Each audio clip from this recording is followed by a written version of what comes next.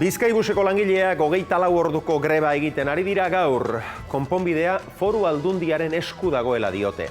Aldundiak aldiz, iazko urrian sinatutako hitzarmena puntuz puntu hasieratik bukaerara beteko duela dio eta ez duela langilerik kanporatuko. Hala ere, auziak ez du epe laburrean amaitzeko itxurarik. Iñigo Agirre. Arratsaldeon berriro ere, Xavier, zuk esan bezala, Bizkaibusen inguruko kalapita honek aurrera jarraitzen du, eta honek badakizu zelako eragina daukan. Manifestazioak, garrasiak, greba oihuak, ezinegona. Bizkaiko Foru Aldundiak, zuk esan bezala, berak dio, pasan urtean sinatutako akordioa errespetatu egingo duela, baina zer da kontua, eta Bizkaibuseko langilek ez dute hori sinisten, beraientzat azpijokoan dabil Aldundia, gezurretan, eta azkenean 300 bat izango direla kaleratuak. Eta esan beharra dago, azkenean nor da kaltetua, herritarra, erabiltzaileak.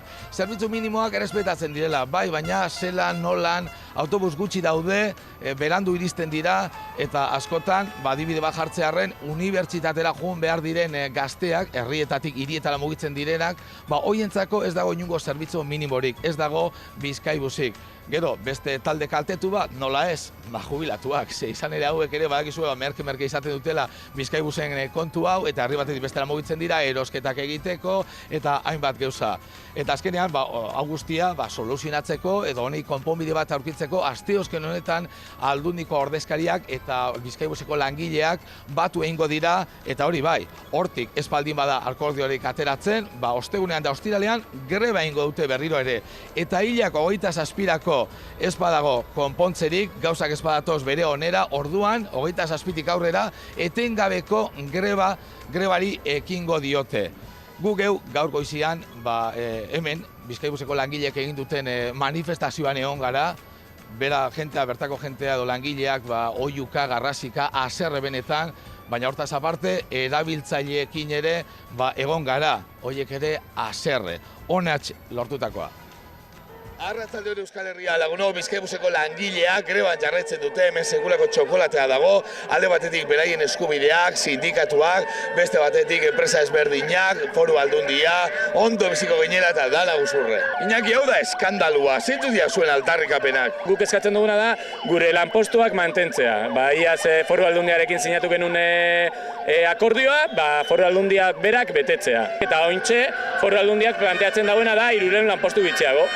Lanpostuen zuntziketa. Hemen egingo dana izango da linea murrizketa handi bat. Kenduko direz lineak, domeketan herri txikitsuetan ez da autobusik egongo, euren aburuz jende gitxi dabilen autobusetan sobran dauz. Hori bai, manifara etortzeko preparatuta hon behar da, Begira, hauek zer da baten belarritan.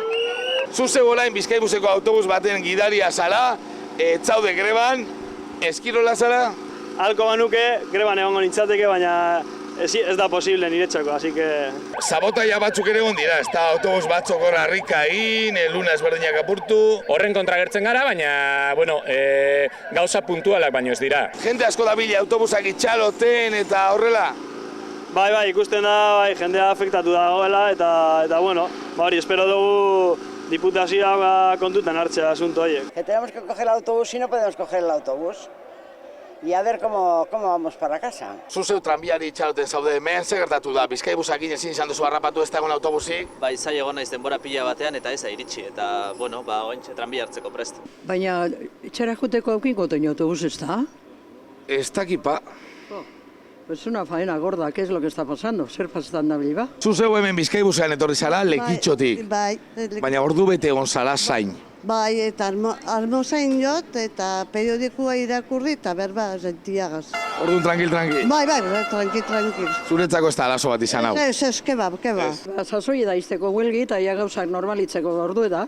Hainbeste denporan, ja? Hau litzateke soluzionatuko Baskari bat egin danon artean, Aldundikoa, zuek eta bizkate horre. Ez dut pentsetan, Baskari egin behar da lagunen artean, eta hemen lagunik ez dauz. Tira, asteazkenean izango da hurrengo bilera eta ea handik nolabaiteko itunen bat, hitzarmenen bat irteten den erabiltzaileek eskertuko dute eta erabiltzaileek eta langileek nola ez.